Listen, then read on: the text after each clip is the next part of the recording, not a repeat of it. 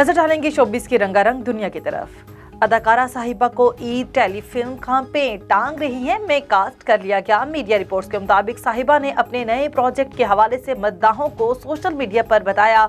उन्होंने जो तस्वीरें शेयर की हैं उसमें उन्हें कांपे टांग रही हैं का स्क्रिप्ट पकड़े देखा जा सकता है। ये टेलीफिल्म मुमकिन तौर पर ईद के मौके पर निजी टीवी चैनल पर नश्र की जाएगी। स्क्रिप्ट मंसूर अहमद खान ने तहरीर किया है।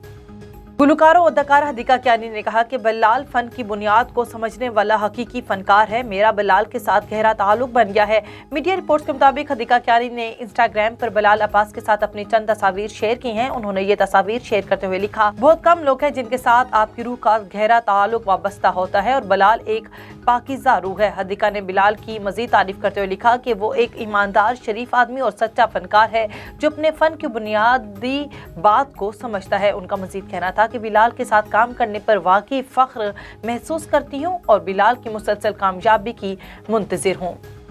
बॉलीवुड स्टार रणबीर कपूर और आलिया भट्ट शादी के बंधन में बंध गए। भारतीय मीडिया रिपोर्ट्स के मुताबिक शादी मुंबई के पॉली हिल में वाक़े रणबीर के घर वास्तु में हुई। शानदार तकरीब में दोनों के खानदान के अफराद और करीबी रिश्तेदारों और दोस्तों ने शिरकत की।